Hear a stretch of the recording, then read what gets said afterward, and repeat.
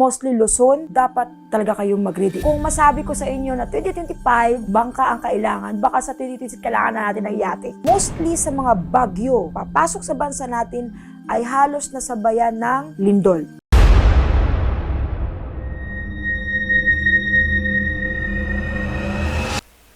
Hello po mga ka-PTV, sa video na ito ay tatalakayin natin ang masasamang pangitain sa isang lugar na ito ayon sa mga visions ni Madam Kuti Baldwin.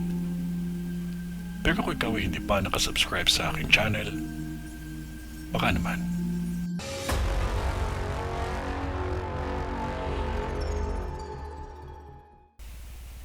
May tatlong sunog na mangyayari pa lamang sa lugar na ito.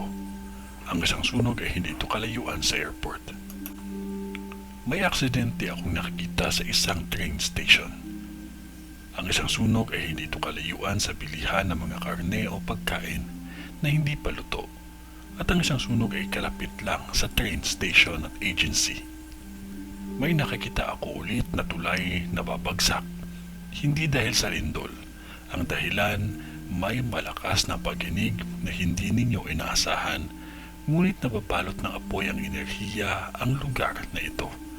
Kaya sa vision ko, 5 sunog ang dadanasin at sasapitin ninyo.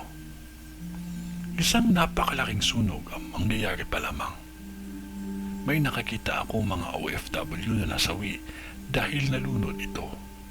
Magmaingat lamang sa lahat ng bagay na ating ginagawa, lalo na sa mga bagay na magiging sanhi ng sunog. At huwag nating kalimutan ang manalangin.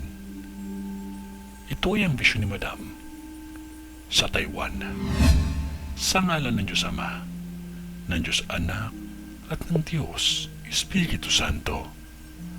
Amen.